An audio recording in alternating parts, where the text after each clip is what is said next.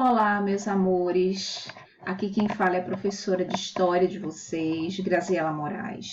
E estou gravando esse vídeo porque nesse momento, infelizmente, eu não poderei estar com vocês, mesmo virtualmente, né? Vocês já devem estar cientes da minha ausência, mas nem por isso a gente vai deixar de trabalhar os conteúdos da disciplina de História, certo?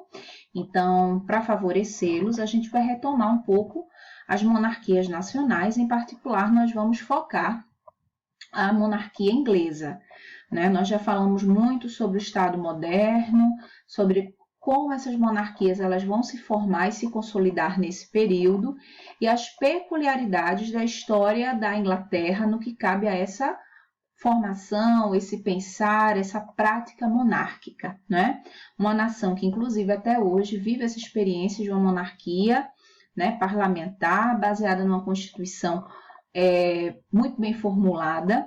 E aí a gente vai trazer alguns elementos de revisão, porém a gente vai concluir hoje aspectos que em nosso livro, no capítulo 3º, se trata a respeito da Inglaterra, tá bom? Então vamos lá. Primeiro, eu espero que todos e todas estejam bem, tranquilos, firmes e fortes na luta. E reforço, estamos juntinhos e juntinhas nessa caminhada tão desafiadora, né? Então vamos lá. Bem, a gente falou que a Inglaterra, antes mesmo de ter a formação da sua monarquia, ela era composta por famílias de, como é que poderia dizer, famílias nobres. E entre essas famílias nobres, né, como a gente pode perceber aqui, nós temos as 4 mais importantes. Elas formaram a chamada dinastia de Anjou, ou Angevina, que ao longo dos séculos foram alternando a governança no poder, né? Ou seja, a gente vai ter uma monarquia que se forma a partir dessas famílias nobres, que também vão estruturar um parlamento dentro da Inglaterra. Esse parlamento seria uma instituição importante, por quê? Porque é uma instituição de poder que vai favorecer o governo desse monarca, um dos representantes daquelas famílias, né, como a gente já viu aqui anteriormente, Plantageneta, Lancaster, York e Tudor.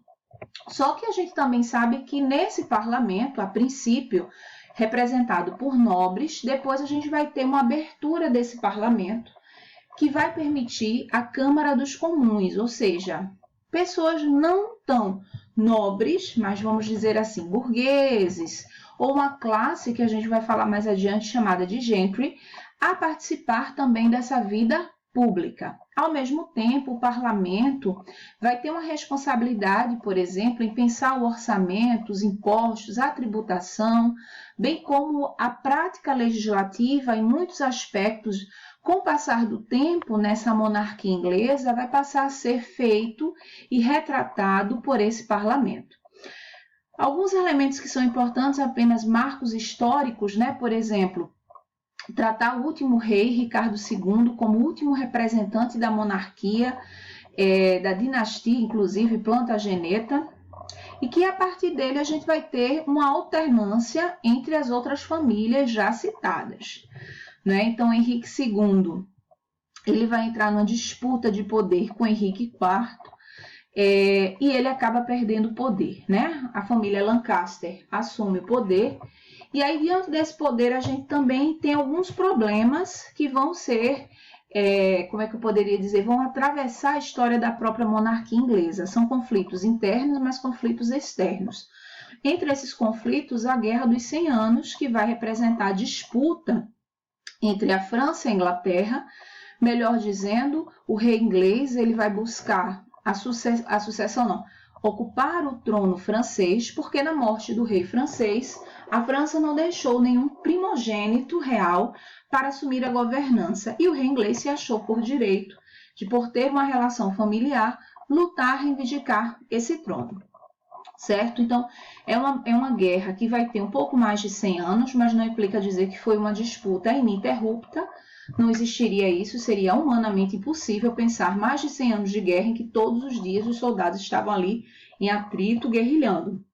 Então, a gente vai ter momentos em que esse confronto ele vai ser pausado, em momentos de, por exemplo, inverno rigoroso, em situações diversas, Mas a grande questão é que essa disputa pela sucessão do trono francês levou a Inglaterra à derrota e, segundo, também proporcionou uma grande dívida para a Inglaterra, né? Ou seja, a monarquia inglesa ela vai se sobrecarregar de dívidas e que vai caber, de certa forma, ao parlamento, essa instituição que eu citei anteriormente, criada no século XIII, a pensar como é que essas tributações vão ser repassadas à população de um modo geral, sem prejudicar os interesses monárquicos e, claro, sem prejudicar a classe nobre que estava à frente do poder político da época. Mas, além dessa Guerra dos 100 Anos, a gente também tem uma guerra interna dentro da própria Inglaterra, de novo. E aí a gente já tinha saída da família Plantageneta, a família Lancaster assumiu o poder, e aí a gente no século XV vai ter a chamada Guerra das Duas Rosas, que vai ser a disputa também entre outras famílias, também influentes daquela antiga dinastia de Anjou, ou seja, quem não quer o poder da Inglaterra, né? Então, nessa disputa que acaba em morte e casamento, a gente vai ter a sucessão ao trono dos chamados Tudors. Essa família aqui ela vai ser extremamente importante porque ela vai propor muitas mudanças na forma da monarquia atuar, se organizar, como também vai representar um período de prosperidade, de certa forma, econômica à história da Inglaterra. Mas vamos falar um pouquinho o que representou, o que foi a Guerra das Duas Rosas. Bem, essa guerra ela foi um conflito dinástico, né, pela disputa de poder, mais uma vez. Se antes a gente falou dos Plantagenetas, Ricardo II contra o Henrique da família Lancaster, agora a gente vai falar do Henrique Tudor e do Ricardo III da família York. O que acontece? Quando a gente fala da motivação principal, é que Henrique Tudor ele vai querer ter acesso ao trono. Ele era um membro também da família Lancaster, como a gente já estudou em outros momentos. Muitas dessas famílias, por meio do casamento, ampliavam o seu poder. Então, por exemplo, eu da família Moraes, um exemplo, casei com alguém da família Cavalcante, significa dizer que é como se esse casamento ele também fosse uma relação política e econômica. Então, de certa forma, a minha influência enquanto membro Moraes, de uma família chamada Moraes, vai se associar à família, aos interesses da família agora Cavalcante, da qual eu também passo a fazer parte.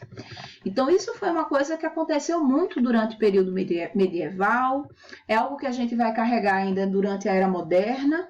E, gente, vamos combinar, isso ainda acontece, claro que em proporções muito menores, mas nos dias de hoje, né? Então, Henrique Tudor, ele era da família Lancaster, mas ele ficou mais conhecido como representante da família Tudor, certo? E como representante da família Tudor, ele vai chamar para um duelo, para uma disputa, Ricardo III, que naquele momento era o cara da vez, era o cara que estava à frente do poder da Inglaterra. Ele representava a família York, né?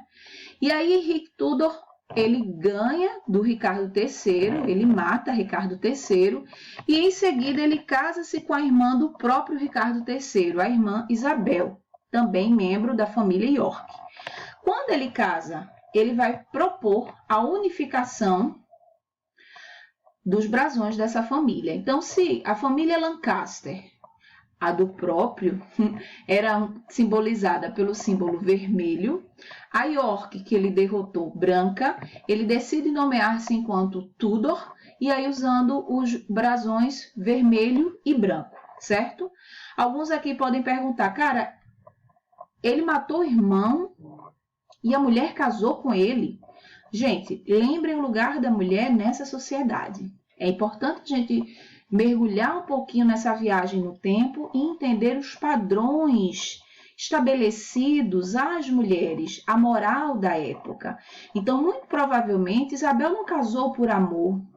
Muito provavelmente foi um acordo político para que a família York não ficasse tão fora da rota, ou melhor, das relações de poder da monarquia inglesa, que já estava para lá de estabelecida, né? Ou seja, já há um bom tempo essa monarquia havia se consolidado por meio das influências políticas dessas famílias que buscavam representar seus interesses tanto no parlamento como nomeando um monarca que garantisse a legitimidade dessa nobreza, certo?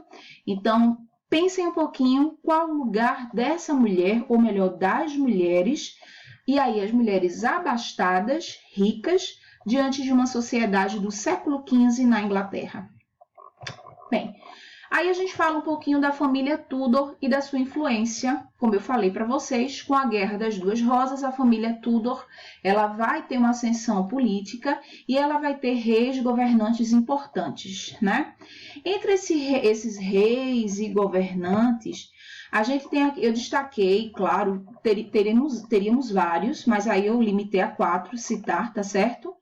A gente vai falar, por exemplo, dessa herança, até porque a Rainha Vitória ela não representa essa dinastia da família Tudor, que se encerra com a Rainha Elizabeth I, mas aí é apenas para a gente citar quais monarcas tiveram uma grande influência ao longo da história da Inglaterra. Bem, entre os Tudors, o mais conhecido é o rei Henrique VIII, que vai ser o criador da Igreja Anglicana, vai ser conhecido por se divorciar várias vezes e vai ser sucedido por suas filhas, porque o único filho que ele poderia, né, colocar como sucessor ao trono vai morrer muito jovem, sendo assim sucedido por sua irmã Rainha Maria, também conhecida como a Rainha Sanguinária. Por quê? Porque essa rainha ela vai contra a Igreja Anglicana, ela vai instituir novamente a Igreja Católica como a principal instituição dentro da Inglaterra, e isso vai gerar uma disputa, um conflito e um derramamento de sangue, tanto de católicos quanto de anglicanos. Não demora muito, ela vai ser substituída pela sua irmã, né? E essa irmã Rainha Elizabeth, fruto de um outro casamento do rei Henrique VIII, ela vai ser considerada, né, a rainha virgem, a mãe virgem, porque ela não casou, logo não deixou herdeiros, mas ela vai ser aquela rainha que vai abraçar as causas marítimas para a Inglaterra, vai abraçar a prática comercial, favorecendo a burguesia, e que vai tornar, inclusive, a Inglaterra a maior potência mercante daquele período. Veja, a Inglaterra, durante essa fase de governo da Rainha Elizabeth, já estava para mais do que especializada na arte da pirataria, que lá vamos chamar de, por exemplo, prática dos corsários ingleses, desfalcar embarcações espanholas, portuguesas, que trafegavam pelo Oceano Atlântico, saindo da América, indo para a Europa. Os navios espanhóis, que eu digo, arrebatados de ouro, de prata, e os navios portugueses arrebatados, né, repletos, perdão, arrebatados não, abarrotados, perdão pelo equívoco da palavra, abarrotados de açúcar, o chamado ouro branco. E uma outra rainha, para a gente encerrar esse primeiro momento da aula, é a chamada Rainha Vitória, que aí é uma rainha do século XIX, está um pouco mais próxima ao nosso tempo, né, nosso contexto atual. É a rainha do imperialismo britânico. É uma rainha que também vai ser influente nessa relação econômica, é uma rainha que vai ocupar alguns territórios na Ásia, na África, em nome da Inglaterra. Ela foi tão importante que a sua forma de governo ficou conhecida como Era Vitoriana. E dessa Era Vitoriana resulta a dinastia da atual Rainha Elizabeth II, que está no poder até os dias de hoje, certo? Bem, é importante citar que não era peculiar mulheres assumirem a monarquia. Na falta de um sucessor, essas mulheres elas acabaram assumindo o trono e, claro, cada uma ao seu modo se destacou na sua forma e no seu modo de governança, tá bom? Então, um cheiro, até o próximo vídeo, tema da nossa aula ainda, continuando um pouco sobre a Inglaterra. Tchau, tchau!